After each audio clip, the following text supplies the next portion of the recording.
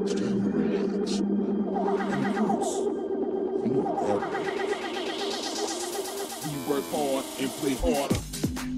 that's just the goal with the Sharp Football Analysis podcast, is to discover and uncover new ways to analyze football, and then share that information and disseminate that material in an easy to understand manner.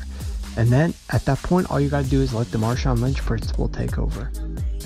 Yeah, that is, when we do it so constantly, so frequently, and so repetitively, and so accurately, even those who hate analytics, even the cynics and the skeptics, it just will click in their mind that they're so worn down and frustrated they will have to sit down and listen to reason. And that is the Marshawn Lynch principle.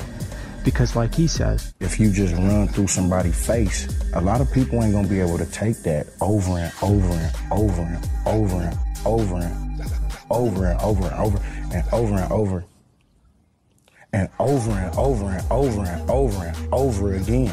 They're just not gonna want that. Think there's a deeper metaphor there? Run through a face, then you don't have to worry about them no more.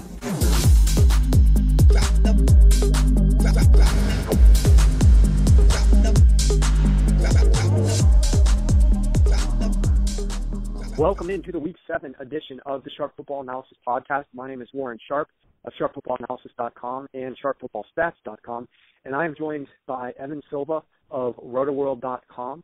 And we originally we're planning on having a special guest this week, which we have never brought on this podcast before, but I do a podcast every Sunday morning with him for clients, and that's Bill Krackenberger, professional sports bettor out in Las Vegas.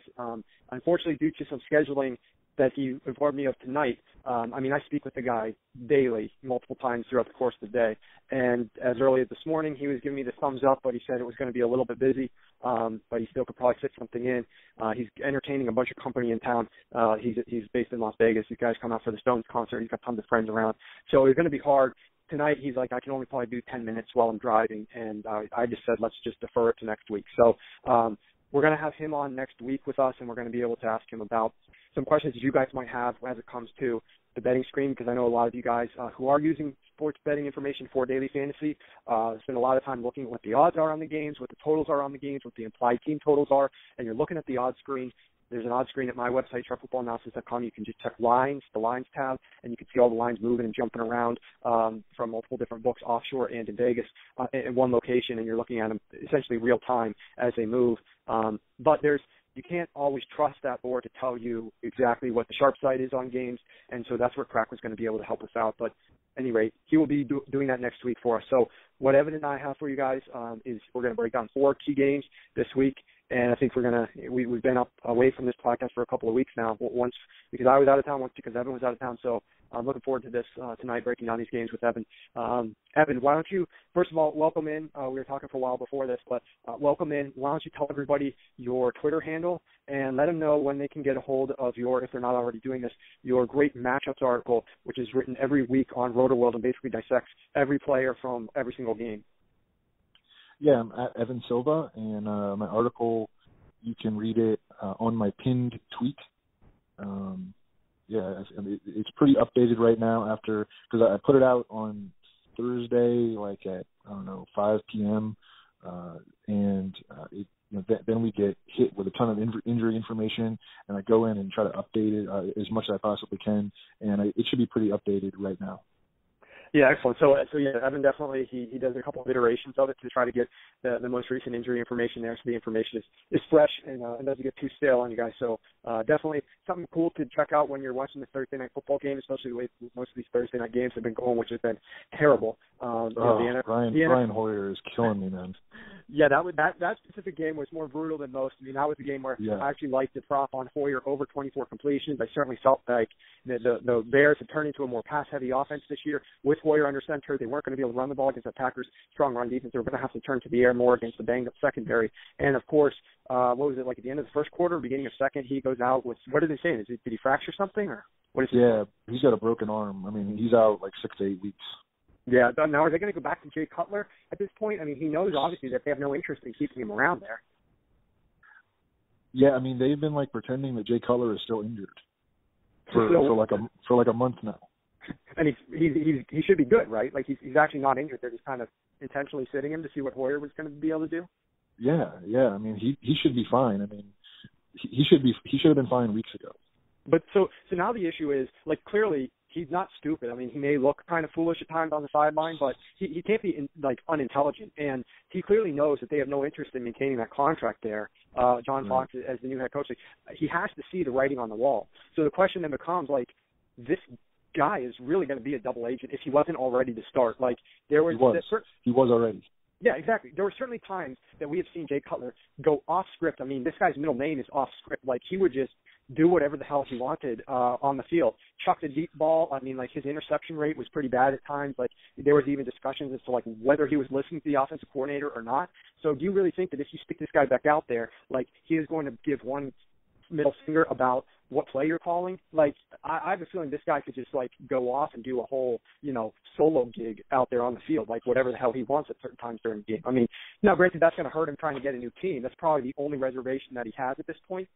If he wants to continue playing football, like, he's got to toe the company line a little bit. But I just think that this guy is this is going to be a very flamboyant situation. There's no telling what's going to happen once he goes back under center. Do you agree or disagree?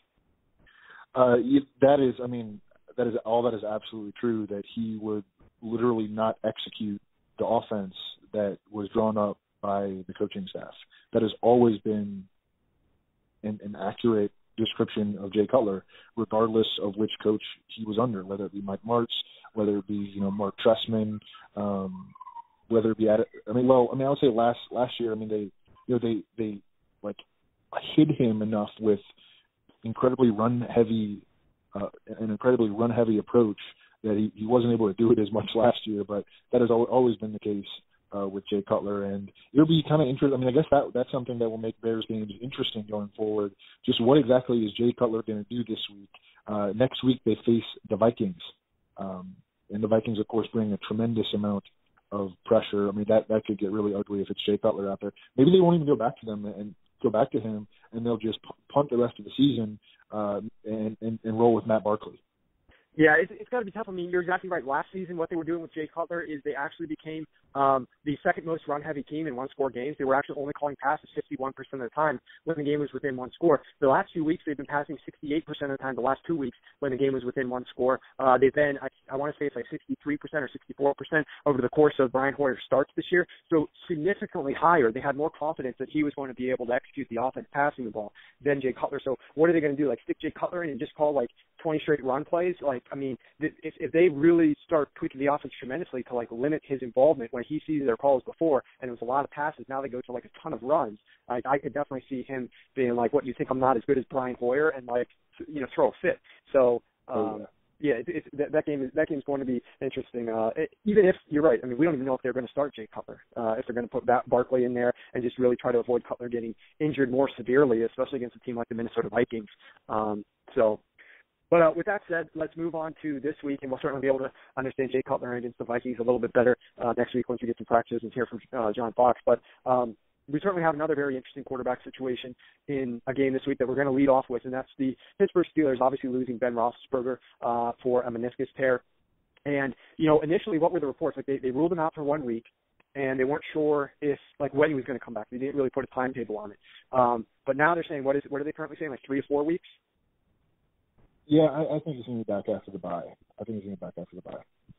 Okay, so yeah, I mean, me personally, unfortunately, I've got like intimate experience with meniscus tears. Now, I certainly have not been worked on by a team of NFL physicians and doctors, 24 hours a day, which is obviously what they're going to be doing to Ben Roethlisberger. But I was operated on for a double knee surgery where I tore my meniscus in both knees, and he performed the surgery. It was the Washington Redskins team physician who did the surgery for me. I've torn meniscus 3 different times in my knees, and so that actually wasn't terrible. When he did a very good job of it, and I was up walking around with the aid of crutches, obviously, like later that day and going into rehab and everything like that, but certainly not capable of playing football a couple weeks later. But, getting the treatment round the clock on just one knee, and everything that's allotted with that for Ben is probably a much faster recovery time than just a regular, ordinary human like myself.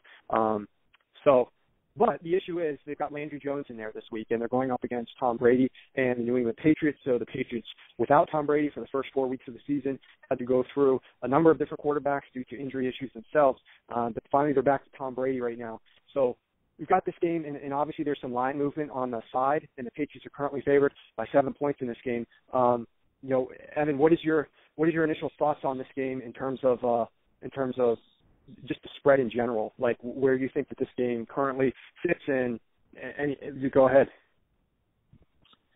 Yeah, I think that the Patriots are going to have not a whole lot of trouble scoring points against the Steelers defense. I mean, I think that they're going to come out, like they have so far, playing real fast, in no huddle hurry up. Probably a lot of James White early in the game, throwing the ball to Gronk. I mean, the Steelers don't have any. They have no prayer of matching up with Gronk and Martellus Bennett. I mean, no teams really do, but I mean the Steelers don't. They don't bring a lot of pressure, and even if they do dial up blitzes, like Tom Brady is so good against the blitz. I mean, there's maybe never been a quarterback in history that has been as good against the blitz as Tom Brady. I don't know how the Steelers defensively are going to be able to stop the Patriots offense. I mean, defenses can play, they are at home, and defenses can have, good games where they kind of rise up, but just from a matchup standpoint, I don't know how they're going to do it. I mean, I don't know how they're going to even slow down Julian Edelman. They have really struggled in the slot all season long. Last week, again, Jarvis Landry had 7 catches for almost 100 yards against them in the slot. They have been kind of shuffling around cornerbacks. Last week, they benched their slot corner, Sean Davis, who had been really, really bad, and they moved the veteran William Gay inside, and then they inserted rookie Artie Burns on the outside. I mean, we could easily see, Tom Brady go attack that rookie with Chris Hogan. I mean, the Patriots they have a lot of weapons. They have a great quarterback. He's not going to be under a lot of pressure in this game, and if they try to pressure him, he's awesome against the blitz. So I guess it's going to be really hard, I think, for the Steelers to slow down New England. And then on the other side, you got Landry Jones, who had 4 interceptions in the first half of a preseason game. Landry Jones is horrible. I mean, he was bad in college. I remember watching him against Notre Dame. It was as a senior, and he people had been talking about him as an NFL prospect, and I couldn't believe it because he was so bad in that game. And he's been bad in the preseason. He's been bad in the regular season. And I think that it would make a lot of sense for the Patriots, who are big on eliminating the opponent's top weapon or just slowing him down. I mean, I've discussed this with Ross Tucker. I do a Wednesday podcast with Ross Tucker, and I ask him, is this real, or is this something that we have concocted, or a narrative that we've come up with? Ross Tucker, of course, played for Bill Belichick, and so he's been in the meeting rooms, when they're game planning, and he says, no question, that's exactly what they do.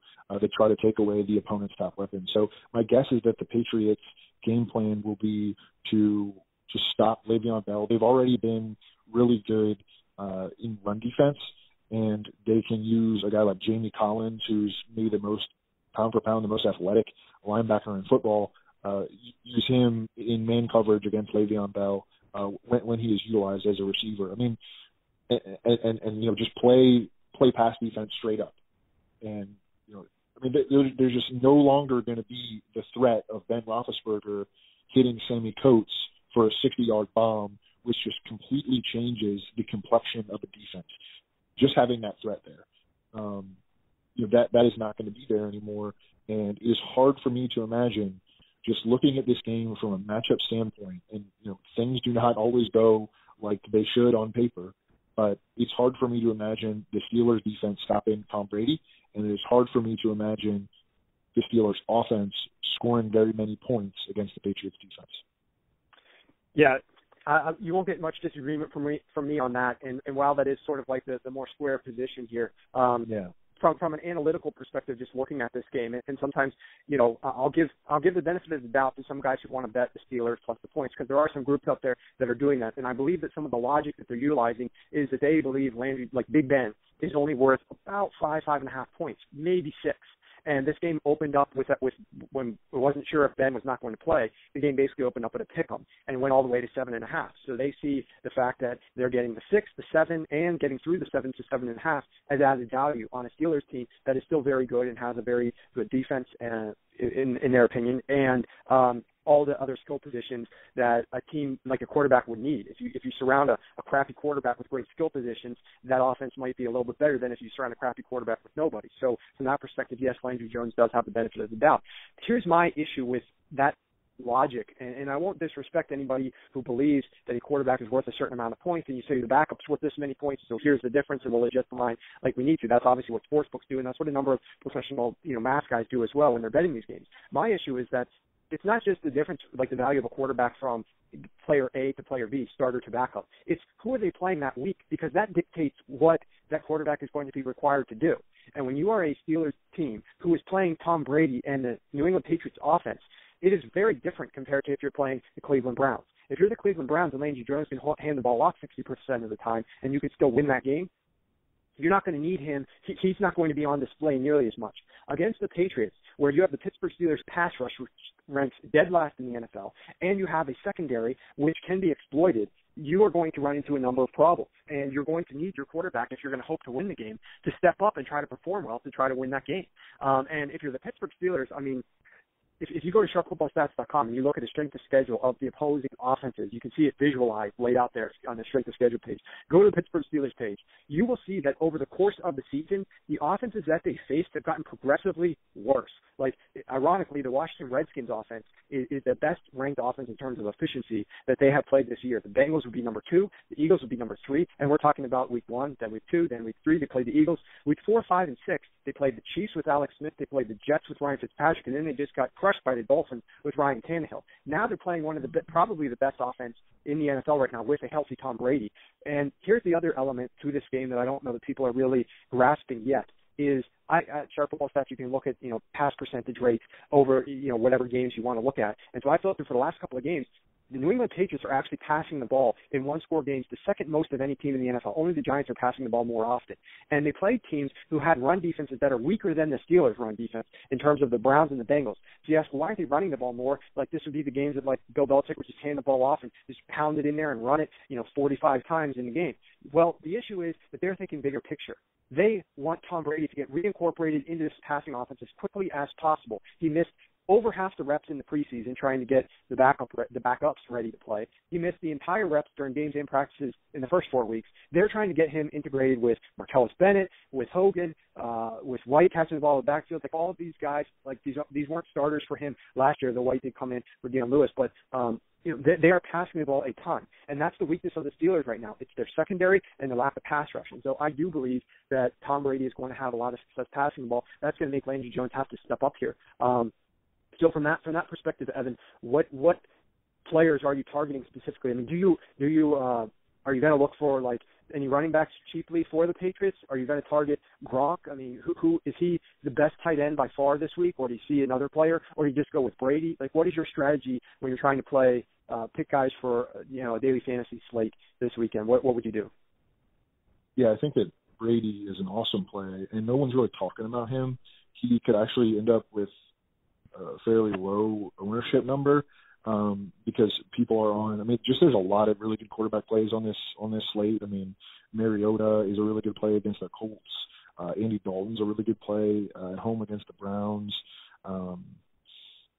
I think Jameis Winston is a good play against San Francisco. People love this Atlanta-San Diego game, which we will get to. Both quarterbacks there are going to have a lot of ownership. I mean, just ownership is going to be spread out across the board. And Brady, I think, will actually be lower owned this week than he was the last couple of weeks.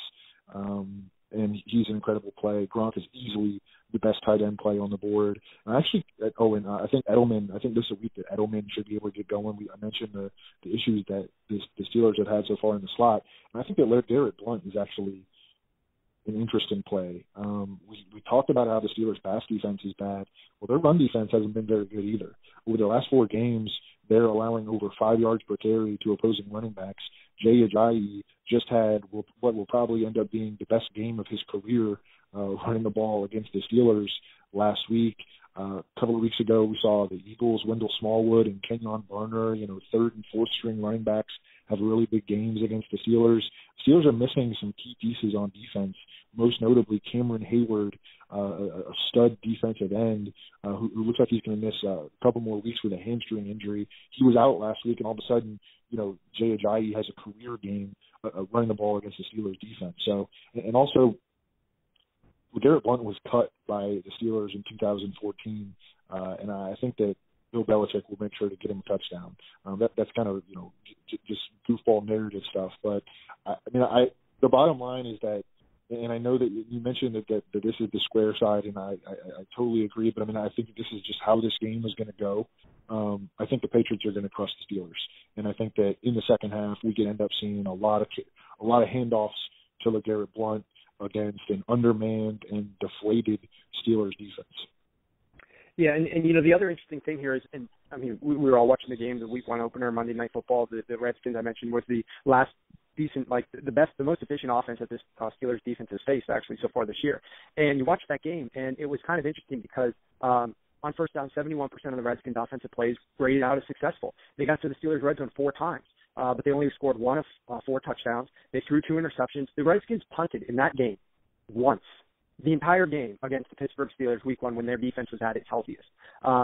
The issue obviously was some mistakes they forced them to, but in that game, remember, the Steelers played coverage. They weren't really bringing a lot of pressure on Kirk Cousins, and the Redskins were throwing the ball a ton into this coverage. Like the defense, he couldn't read the coverage very well, and he was struggling. And that's not going to happen with Brady. If you don't bring pressure and you let him sit back there for 3, 4, 5 seconds without pass rush on him, he's going to – these tight ends are mismatched nightmares. Then you work in Edelman, like you mentioned, and Hogan down the side, and then you've got the running backs on the back. There's just too many weapons for the Pittsburgh Steelers at this stage to figure out how to guard.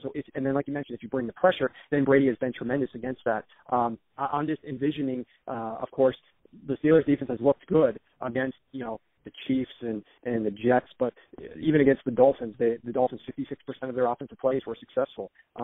Offensive passes, rather, were successul. So I do definitely think that the Steelers defense has their job, their work cut out for them. And the other issue becomes, time of possession and opportunities. If you would limit, and I know that there's an interesting discussion point here that I don't want to spend too much time on, but if you have a healthy Ben Roethlisberger, you're going to control the ball more often of the game. How many more minutes of the game will the Pittsburgh Steelers? But they also would be putting up more points. So Brady would have to chase those points or keep up with those points, or even, they wouldn't feel like they're too far out ahead. So they would always want to be kind of pressing a little bit with Ben Roethlisberger on the other sideline. And so there would be a little bit more edge. But without Ben Roethlisberger out there, it's impossible to believe that the Steelers would control the clock the same amount, would not be punting more. So that Brady's going to have more opportunities in this game because of the fact that Ben Roethlisberger isn't there. And the other thing that we were discussing before we got on this call, and you kind of alluded to it a little bit, but it's the play calls. I know the Steelers obviously are going to try to focus on getting the ball out of Landry's hands as quickly as possible.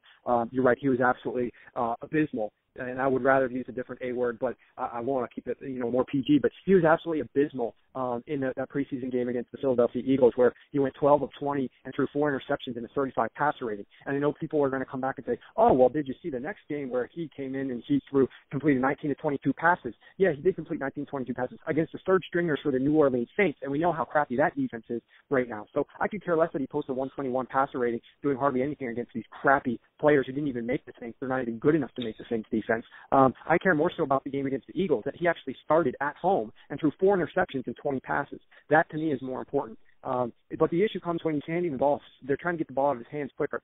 And, the logic could be, well, once he hands the ball off, then, Le'Veon Bell's got it, and so boom, Landry Jones is out of the play. He is out of the play, but the issue is, prior to him handing the ball off, that defense is playing things completely different than they would if Ben Roethlisberger was under center. And so it's even when Landry Jones is not involved in the play, when it's just a simple handoff to the running back and the rest of the line is blocking for Le'Veon Bell, that play is totally different because Landry's in there and the defense is playing that differently. So he's going to be – you can try to diminish how much he's involved in this game, but he's going to be involved through the course of every single offensive snap. And while I love Le'Veon Bell and Antonio Brown and a lot of the Steelers skill players, and some guys are betting the Steelers and think that they can keep it close, I do think that this New England Patriots offense is going to have a fair amount of success here, and they're going to have a lot of opportunities to have that success. So from a very exciting game, possibly, that we could see maybe one of the best offenses in the NFL, and one offense that certainly is diminished by the loss of their starting quarterback. We'll go to another game that likely pits the two most incredible high-flying dramatic offenses that we have seen potentially this year or in recent memory. One of them is captained by probably the most successful head coach in NFL history, and I certainly am talking about the Tampa Bay Buccaneers heading out to take on Chip Kelly and the San Francisco 49ers. This game, despite its look and appearance, actually is attracting some fantasy interest, potentially because of play volume, as well as matchups here. So I was being obviously a little bit sarcastic in the intro, but there is some interesting information on this game to discuss. So I'll turn over to you, Evan, and go ahead and give us the lowdown on what your thoughts are on this matchup. Yeah, Chip, quote-unquote, Magic Kelly. He does have that keychain. He's got the rabbit's foot on his keychain. He has it on his practice whistle. I mean, this guy, when he walks, like the little magic dust comes out of him like Tinkerbell. He's amazing. Right. Yeah, so really the San Francisco defense is just atrocious. I mean, you can look at their statistics like versus each position, and I mean they've given up 5 straight 100-yard rushers.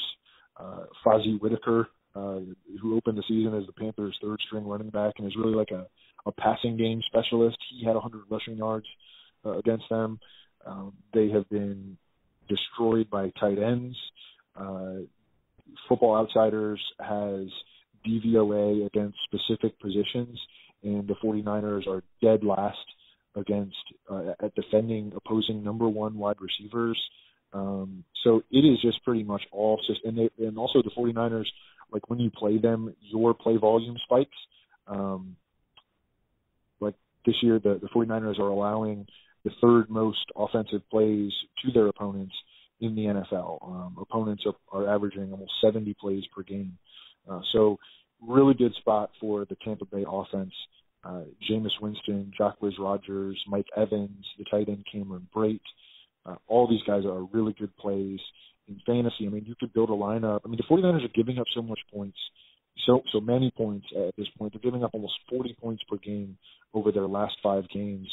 You could build a lineup with Jameis, Jacquizz Rodgers, Mike Evans, and Cameron Brate. And, I mean, if they score like these last 5 opponents have against San Francisco, you'd be in a really good spot.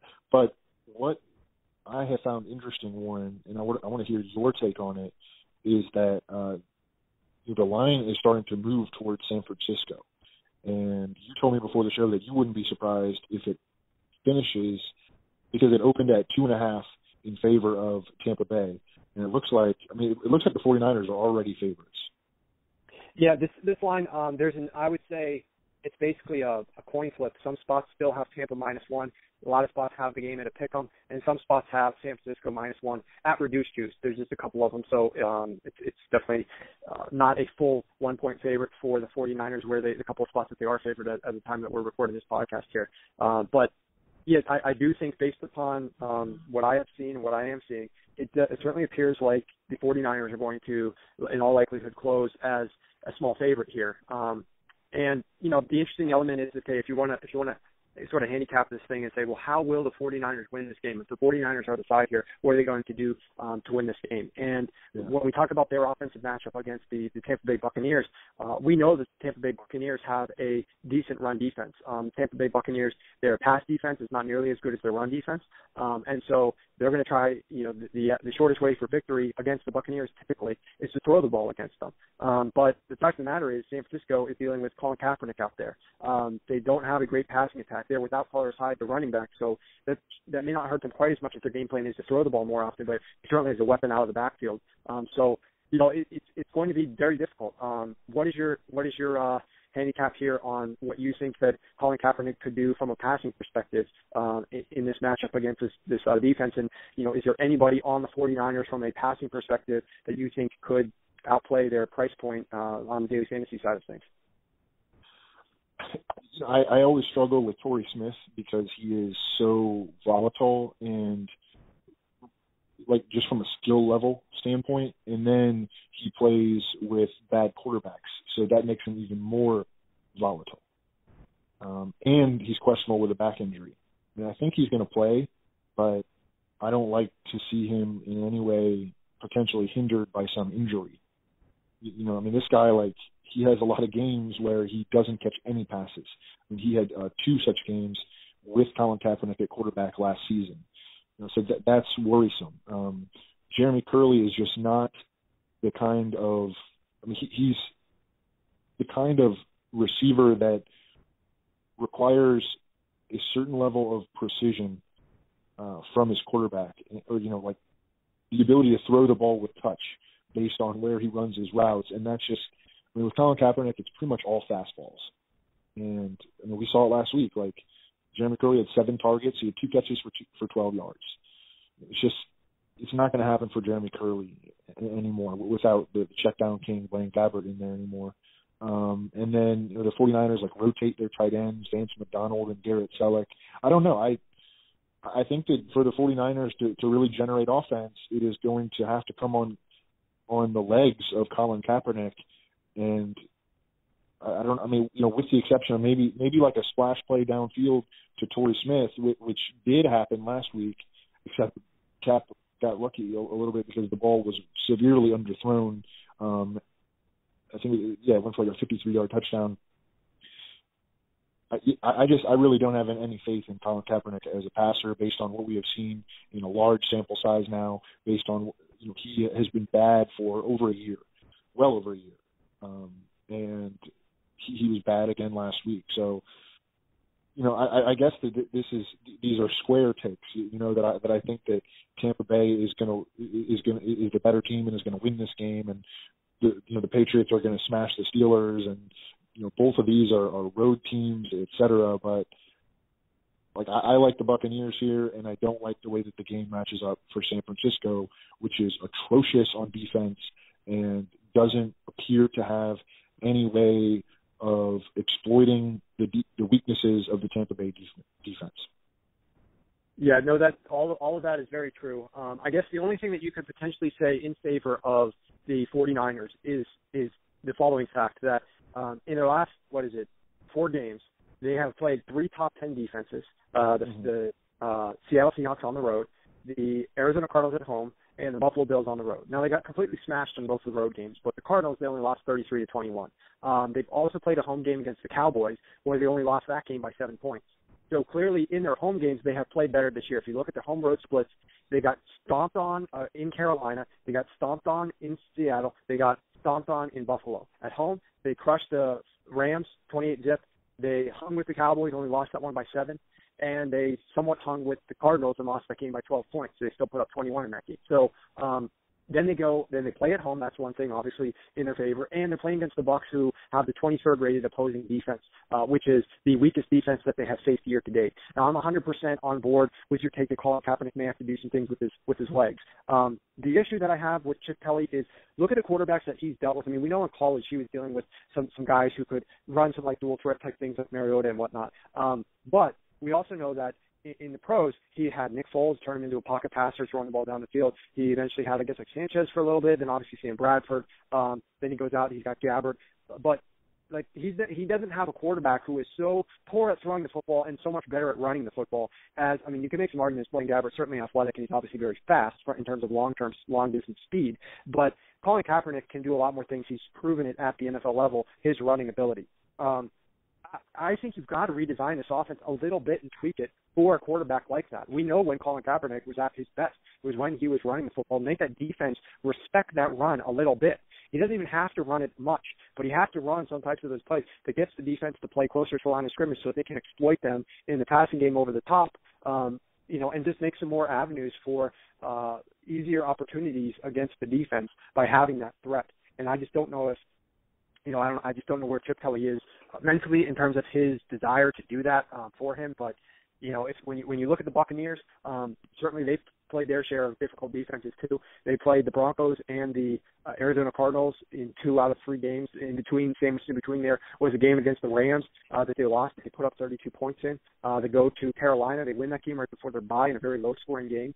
I guess if San Francisco closes the favorite here, maybe it ends up coming down to the foot of Aguayo, this choke artist, like this choke artist, maybe he misses a couple of field goals just like he did against Carolina. Maybe he misses an extra point, and that makes the game 17 up. San Francisco goes down, kicks a field goal, 20-17, and Aguayo chokes to tie the game, and they lose the game 20-17. There's a lot of possibilities for Aguayo to factor in and cause the Bucs to lose this game. But yeah, I feel bad for the kid. Obviously, it was a horrid pick, in my opinion, to trade up to get this kid. But at any rate, and you put him in position to not succeed too, because everybody's like hanging on every kick, like due to the second round pick. He needs to hit everything. Exactly. You're much better off if there's low expectations on you as a kicker. There's no doubt about it, because it's a pressure-packed situation. I mean, you're out there by yourself, and I can tell you, like, when I have a kid, I've got a couple of kids, but if I ever wanted to coach one of them to have a long-term successful NFL career that would result in an NFL salary but very little collateral damage mentally and physically, I'm going to train my kid to be the best punter in the world. Okay, I'm not going to have him be a field goal kicker and run around doing some type of what was that ridiculous Jim Carrey movie where the guy goes insane, Ace Ventura, like laces out. Like these kickers are nutcases, and the best investment that any of them could ever buy for themselves is not a car. It's a really good sports psychologist, because that's what these guys need. It's so much mental, and unfortunately you see some of these kickers across the league, they miss a few kicks, and then like they're great kickers. Like what's the guy, not Connor Barth, that's the guy who was there. What's the guy's name up in Minnesota? Blair Wolf. Yes, exactly. Great kicker. Misses the field goal against the Seattle Seahawks. Now he's like a nut job too. Like these guys, it generally doesn't come back. It's like once they start spiraling out of control mentally and missing these things, like they can never get it back. And hopefully, Aguayo gets it back. But we spent probably several minutes talking about Aguayo and field goal kickers. So let's get back to reality here. Those are the only real options I could see for the 49ers to pull this one out. It's not from X's and O's standpoint, but they're playing better at home. They played a lot of difficult defenses and good teams. Now they've got they're just so bad on defense, though, man. Like they're so bad. I don't know. I like Tampa Bay's offense a lot. Yeah. The Bucs without a good run game. Let's say the Bucs have the lead.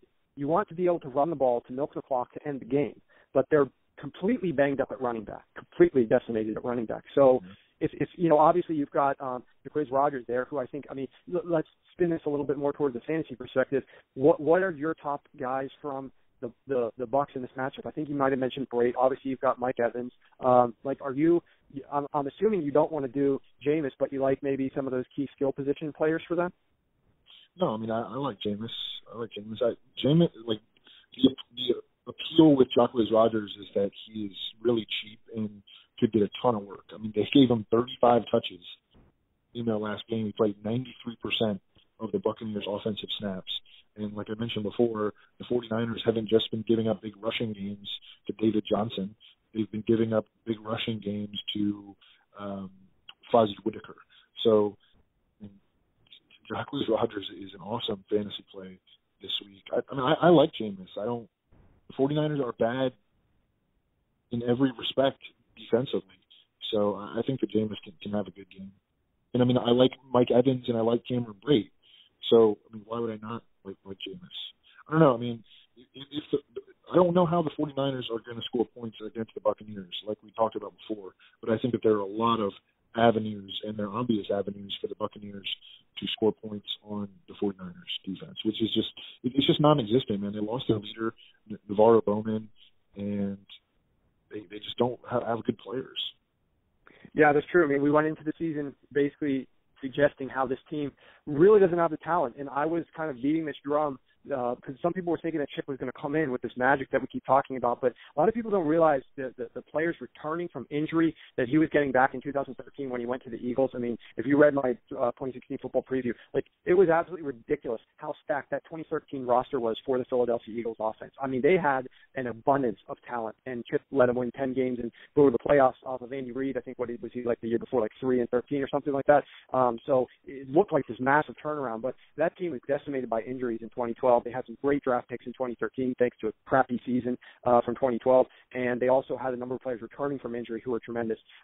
Those pieces were not with this 49ers team at all this year. It was an uphill battle from Chip Kelly from the very start with this roster that he's got, and he's managed to show us that he still doesn't really have a good grasp on what type of quarterback should have success in his offense. He's gone through a number of quarterbacks, different styles completely in some of these guys, and nothing seems to work for his offense consistently to have a lot of success in the NFL. So at some point you have to question the system as opposed to, the pieces, but he certainly doesn't have those pieces right now. So Let's talk about another matchup, a divisional matchup in the AFC South, where we've got the Indianapolis Colts traveling to take on the Tennessee Titans. The Indianapolis Colts off of a devastatingly, I guess, heartbreaking loss against the Houston Texans. You know, that would have been a game that would have propelled the Indianapolis Colts to a 3-3 record, which isn't great, but at least it's 500. Instead, they let Brock Osweiler in what was by far, in my opinion, like one of the worst primetime quarterback performances that we've seen this year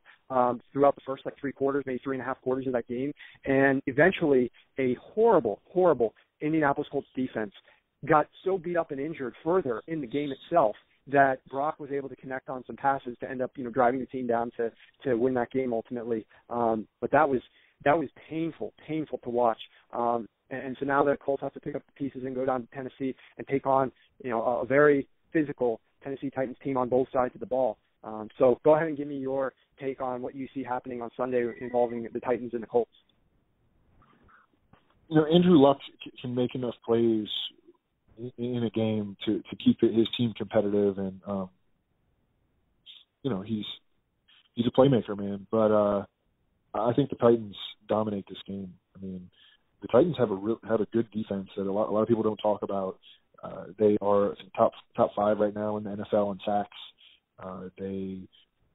Their DC is Dick LeBeau. He's really creative with his blitz packages. They have some studs up front, Jarrell Casey. Brian Orakpo is coming off a dominant game. They're not, an elite NFL defense, but they're certainly above average, and they can rush the passer, and that is an issue for the Colts. I mean, the Colts, first of all, they've allowed the most sacks in the NFL. Second of all, they're going to be without their best offensive lineman. Jack Mewhort, the left guard, didn't practice at all this week. I mean, it's kind of a mismatch in the favor of the Titans, who I know both of us were on the over for their win total. I think it was only 6 or maybe even 5.5. Yeah, before 5.5. the year. Yeah, and we were both on the over, and I mean, I was a little worried about that honestly through 2 games, but I'm feeling good about that right now. I like in daily fantasy. I like Mariota. I like Delaney Walker. The Colts have been just smeared by tight ends. I mean, opponents throwing the ball to tight ends against the Colts are 33 of 38 passing for almost 400 yards and 2 touchdowns. Just super efficient way to attack the Colts is with the tight end, and Delaney Walker should be able to capitalize on that. And he's also a guy that is going to have very, very little ownership in daily fantasy this week, because the hot guys to play are the super cheap guys, Vernon Davis and Jack Doyle and Cameron Brate, or to pay all the way up for Gronkowski. And Delaney Walker is kind of in that middle. And he had super high ownership last week against the Browns, and then he burned all those people, so they won't want to use him. I mean, he's an incredible tournament play this week in daily fantasy, and I mean, I would be willing to play him in the 50s and head-to-heads as well. I mean, he's going to have a good game. And then DeMarco Murray, I mean, he's the best running back play on the board this week for sure. He's expensive, but Lamar Miller struggles 5 straight weeks, and then all of a sudden, his production soars. It spikes against the Colts, and I like the correlation play of DeMarco Murray in the Titans defense.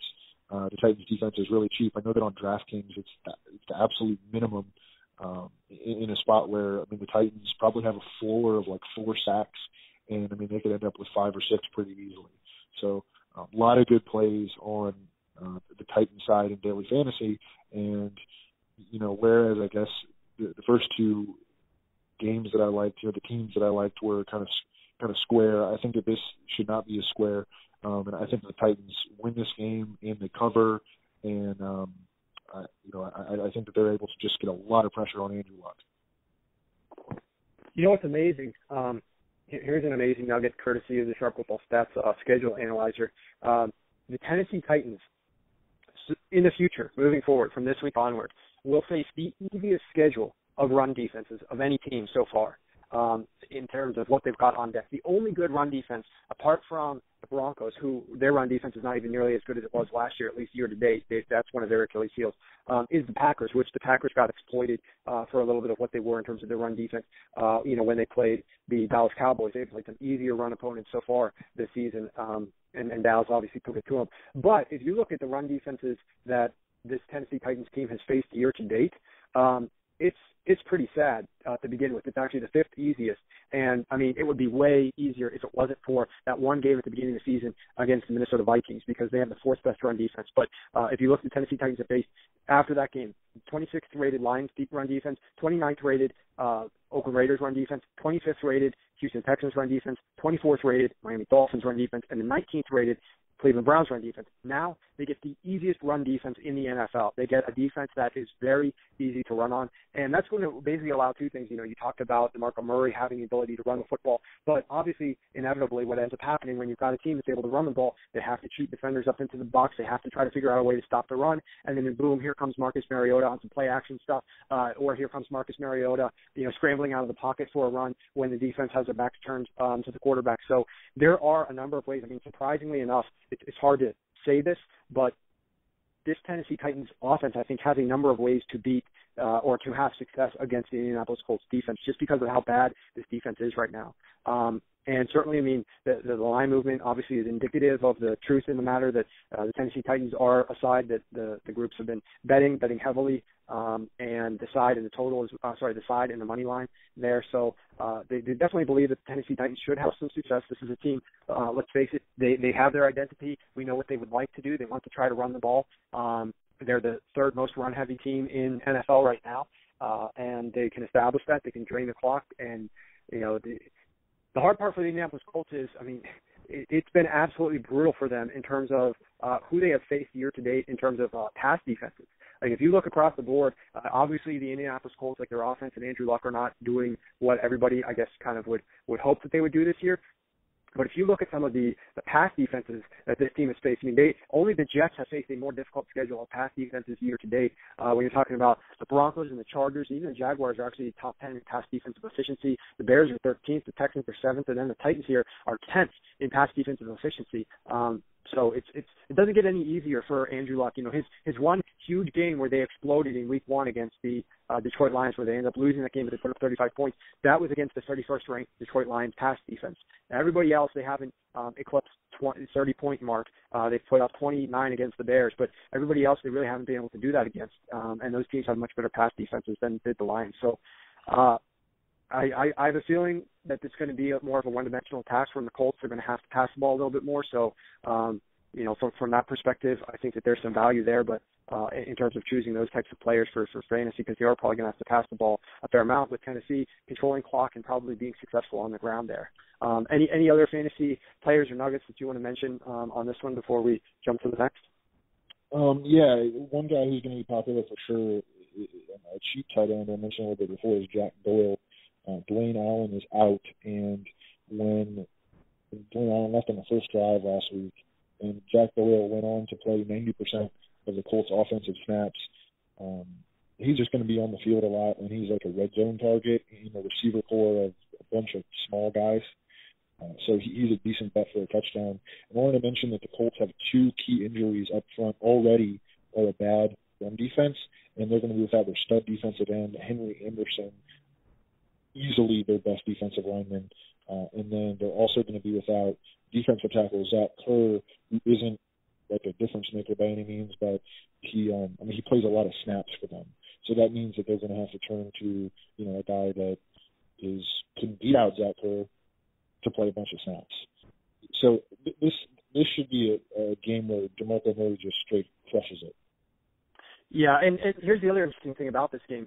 If you look at the Colts metrics, they are, in terms of pass rush, which you know, you were mentioning, guys, the pass rush really does have a big effect on wins and losses in the NFL, because pass pressure on the opposing quarterback, we know that passing is 4 times more correlated to wins than is rushing in terms of efficiency, and it's vital. If you can disrupt the opponent's pass game or vice versa, that's going to have a big outcome on games. And that's why sack numbers end up actually having a lot of correlation to winning and covering spreads. The Indianapolis Colts rank 30th in pass rush protection for Andrew Luck. They also rank 30th in sacking opposing quarterbacks in terms of sack efficiency. Meanwhile, the Tennessee Titans rank 3rd in protecting Mariota and 6th at applying pressure to opposing quarterbacks. That is a very scary proposition when you're talking about one of the teams that ranks third worst in both metrics, and you got a team that quite nearly ranks top 5 in both metrics on the other side of the ball, and that's not even talking about the mismatch in the run game and going up against the number 32 ranked run defense. So there could be some problems in this game, in my opinion. Well, with that said, let's move along to clearly and easily the highest total game on the board this weekend, and that is a game that a lot of people are looking at in different ways, trying to figure out which guys to get involved with from both of these lineups. But you're talking about the San Diego Chargers heading down to Atlanta to take on the Atlanta Falcons. Why don't you go ahead and dive in and break down this game for us? What do you think about the matchups here, and where do you think the edges are in terms of trying to figure out the outcome of this game, number one, and number two, what players may be of value, and potentially what players you might want to steer away from with so many people being focused on this game that you might want to try to avoid because you maybe don't think they'll live up to their potential and might have a lot of ownership? You know, Warren, I don't even know where to go with this game because everyone in it looks good. I mean, Hunter Henry looks awesome as a play against Atlanta, which has struggled to stop tight ends. Tyrell Williams is a big, explosive player who has been just getting fed targets from Phillip Rivers in scoring position. Melvin Gordon isn't great, but he gets a ton of usage, and the Falcons are below average in run defense. And Melvin Gordon leads the NFL in red zone carries and carries inside the 10 and carries inside the 5.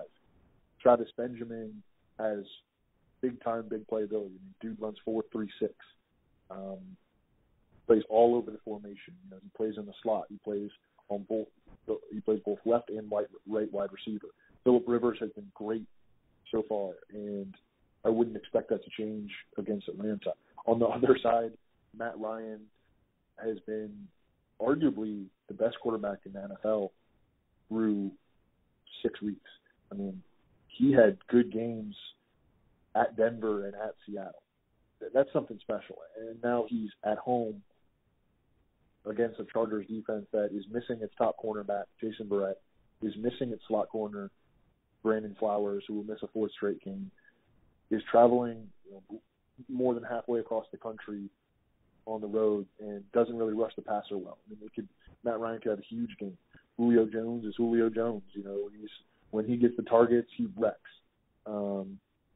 Mohamed Sanu saw 10 targets last week, and like I mentioned, the Chargers are without their slot corner, and Mohamed Sanu plays primarily in the slot. The Chargers have given up the most receptions to opposing running backs in the league and can't even cover. I mean, they can't cover at the second level at all. Their inside linebackers are really slow, and we have seen Kyle Shanahan attack, use like Tevin Coleman as a weapon to attack linebackers in pass coverage, and that could very easily happen in this game. Devonta Freeman has been really good on the ground this year and always has that receiving ability in his back pocket. I like the over. I like everyone. I don't really know what else to say, Warren. It's going to be a shootout. It's hard for me to say, okay, look at this game and say, all right, this guy's going to blow up in this game, because it just looks like everyone has a realistic shot to blow up. Yeah, that could be the struggle in this game. I mean, if you're targeting it from like a daily fantasy perspective, you could try to craft a couple of lineups that are completely contrarian that avoid this game. And if a nuclear warhead gets dropped in Atlanta, then you're sitting pretty because everybody's targeting this game. But apart from that, it's this concern are you missing out on players if you don't have anybody going from this game. Right. The other thing too is there's only so many snaps. It's not as if I think that's the only limiting factor here is there's only so many snaps. Neither of these teams are the San Francisco 49ers that are just going to be spewing and spitfiring volume all over the field. They run a very intelligent style of offense. I've actually been quite frankly impressed by what Kyle Shanahan has been doing in Atlanta. They get aggressive at times, going for it on 4th down. They also kind of use tempo at times. They'll go hurry up They did it against Carolina Panthers at home. I think, you're absolutely right. I don't think this was factored enough into the line when they set this total, was the fact that the Atlanta Falcons just played the most difficult road trip that you could get for any domed team from I guess they're not the East Coast, but they're far enough east that they had to travel out west and stay there. They had to play in Denver at altitude against the Denver Broncos' good defense. Then they had to go to Seattle and play in the rain for a dome team to play in the rain and look as good as they did there in Seattle and put up 24 points. I mean, that definitely speaks to the caliber of this offense as it currently is constructed. And I certainly don't think that center Alex Mack is getting enough credit nationwide for what he has been able to do, because we constantly have seen in years past this offense and Matt Ryan kind of crumble when they have a key injury along that offensive line, and then things just start spiraling out of control, and they're switching up positions and bringing in backups and along that line, and it just ends up with Matt Ryan looking like a total idiot at times out there, like he's not capable. This year, he looks capable. He looks efficient. He looks proficient. He looks great.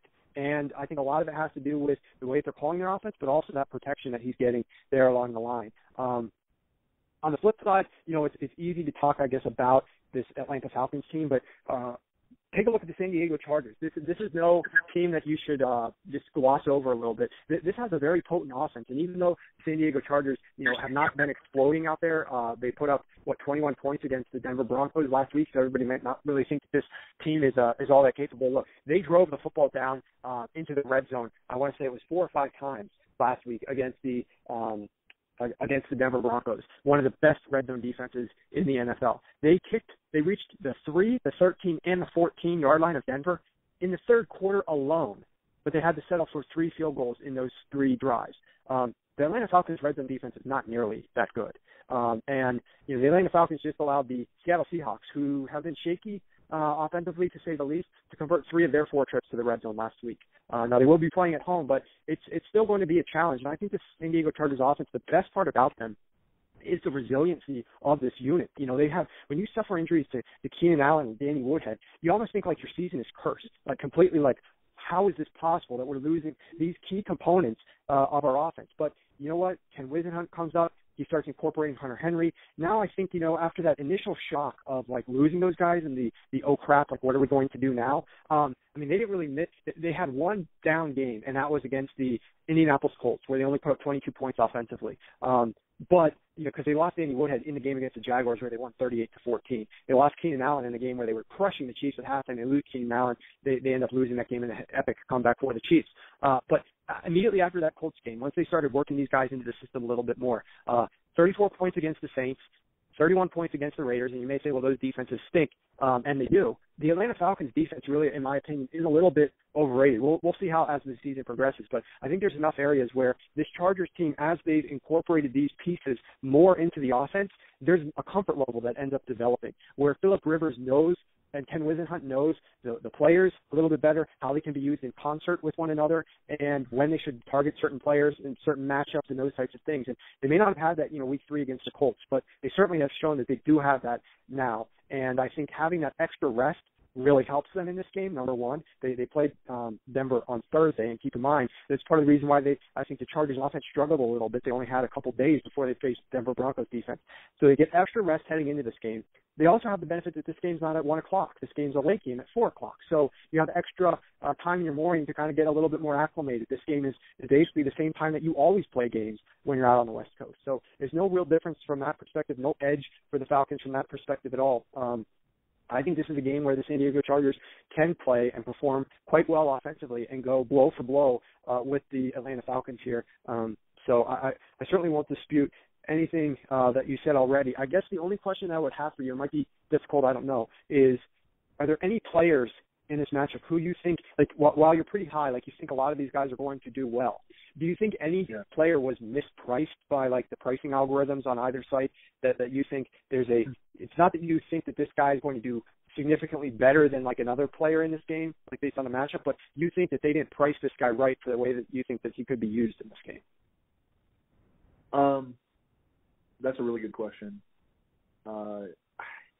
This is going to sound ridiculous, and it's going to look horrible after Julio just rips it up.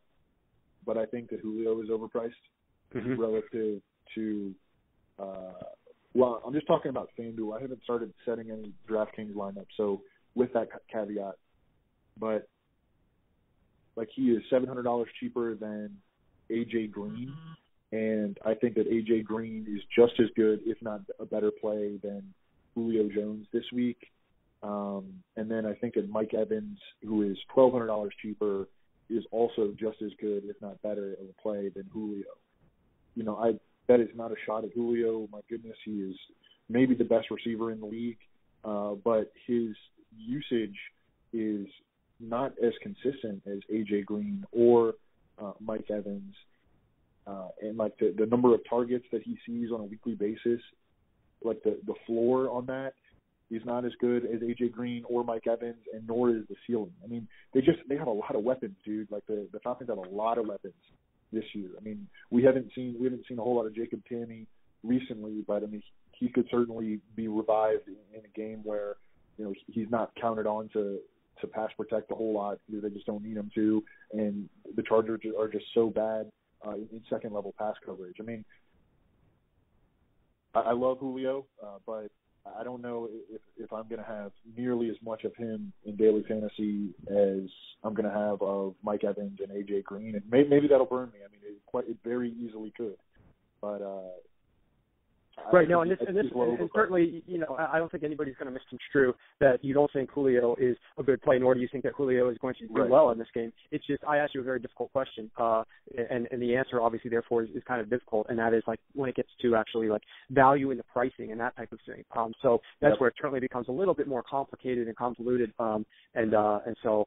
Yeah, I mean that's certainly an excellent answer, and obviously Julio could still have a very good game, but from a pricing perspective, you know, he may have had like one of the top percentage games of all the likely outcomes that he could have had, and it could you know burn somebody who doesn't use enough Julio. But if he has an average outcome performance compared to other guys who may have average outcome performances in terms of forecasting, you know, their value might be a little bit better, and that's all I think all that you're kind of indicating there. So that's a fascinating discussion point, and certainly this game has a lot of components to it. And one of the best things about the Atlanta Falcons, one of the things that they have done surprisingly a great job of, is using the running backs, whether it's handoffs or out of the backfield, and trying to create mismatches there. And those guys, like, yes, Julio is making some big deep bomb catches and turning some big plays against like the Carolina Panthers, for example. But the issue is like, he's sort of boom or bust from that perspective, right? You're getting a lot of big passes over the top, but, in terms of yardage, marching the ball from your own 20 to the 80 yards down the field to score a touchdown,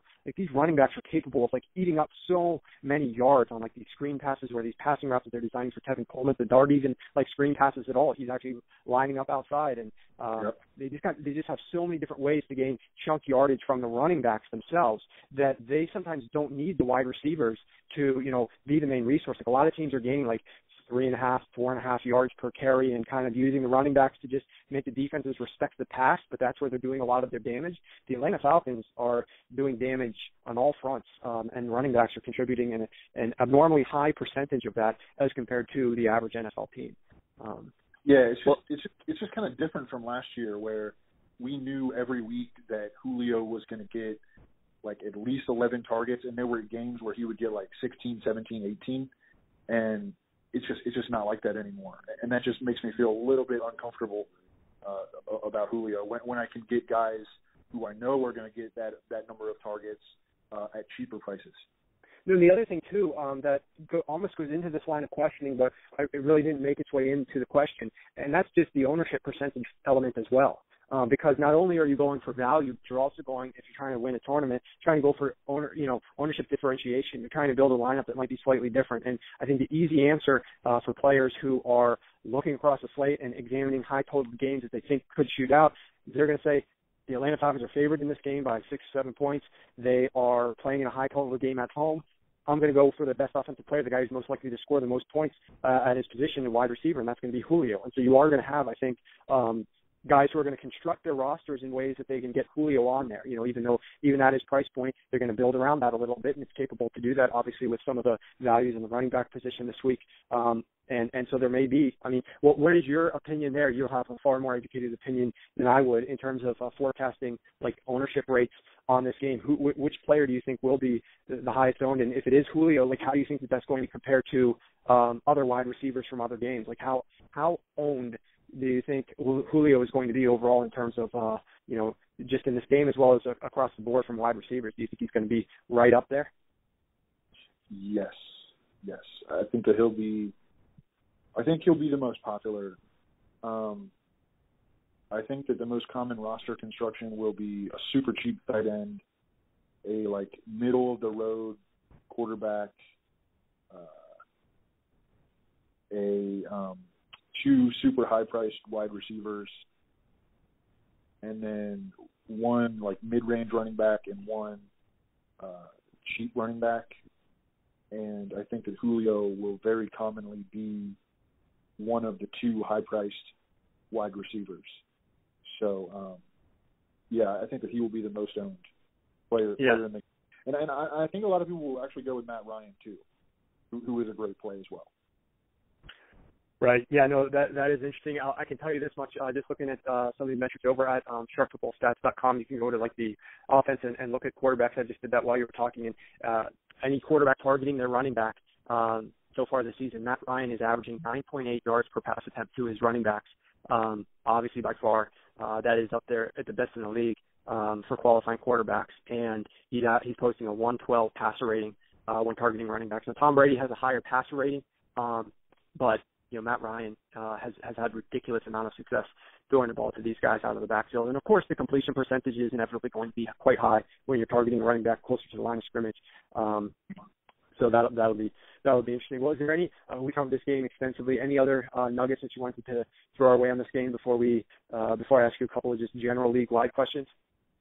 No, I think we pretty much hit on the whole thing.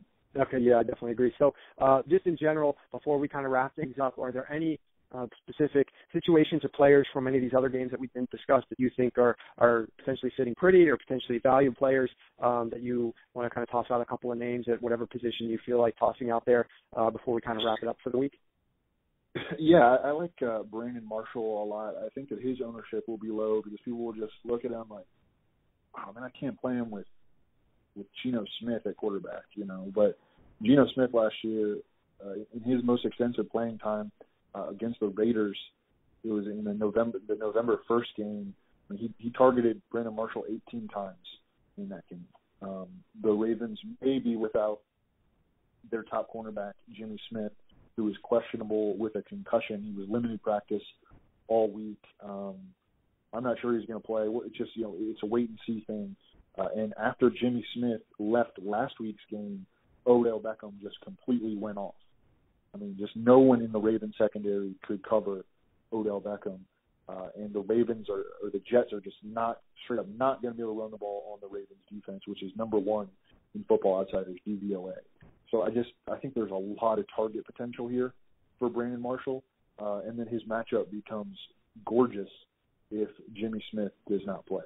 And I don't think that people will really be on him. I think that people will be on Mike Evans and AJ Green and Julio Jones. And I know people are scared of Geno Smith, but I think that Brandon Marshall is just as good a play, especially if there's no Jimmy Smith. I think that Brandon Marshall is just as good a play as those three big-time wide receivers.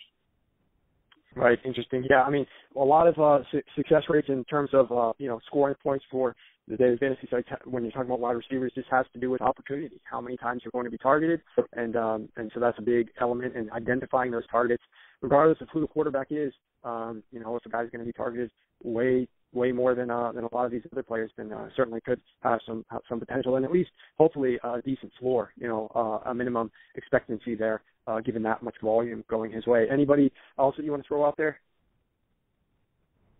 Well, I think that Allen Robinson is another guy who, sometimes like when a guy doesn't have a big game, and we know he's a great player, but he hasn't had a big game in a long time, in a while. Allen Robinson has scored some touchdowns, but he has no games over 75 yards. people will just totally write him off.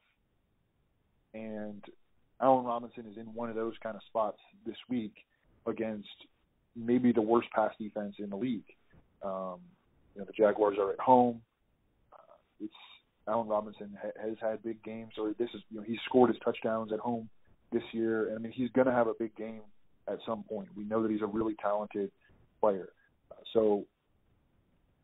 I think he's a great tournament play, and I wouldn't be totally opposed to him in cash, in 50s and head-to-heads, but a really good player or a really good play in tournaments because he's priced in that same range as A.J. Green and Mike Evans, who are the best plays on the board, but they're also the most popular plays. And so you can get a guy in the same price range in a great matchup who's going to have much, much lower ownership. And if he outscores A.J. Green and Mike Evans, which is quite possible, that's certainly within Allen Robinson's range of outcomes, then that gives you a big, big edge on the field.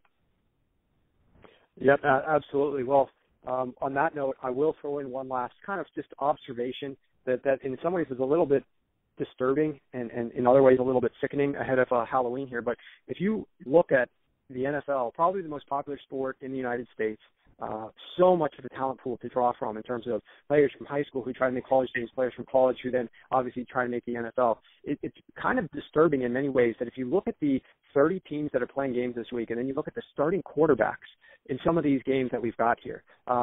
We've got a Monday night game with Brock Osweiler and Trevor Siemian. We've got Landry Jones.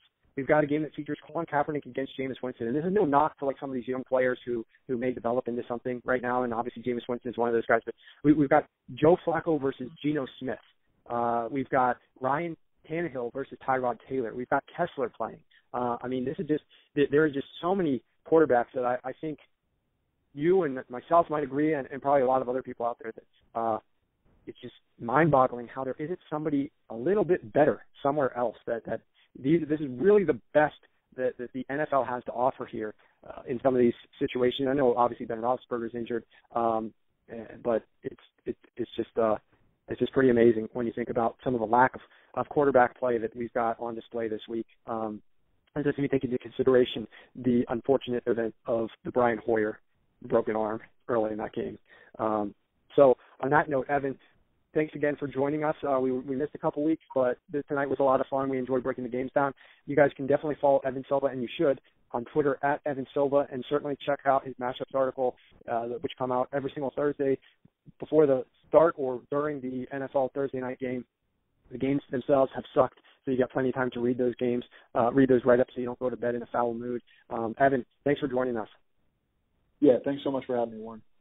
All right, guys, and the rest of you, good luck this upcoming weekend, and we will see you back next week where hopefully we'll be joined by professional bettor Bill Krakenberger. We'll grill him with a few questions about reading the screen, understanding line movement, understanding misdirection, and games being set up and the like. So that'll be a great podcast to be sure. Until then, good luck on Sunday, and be safe.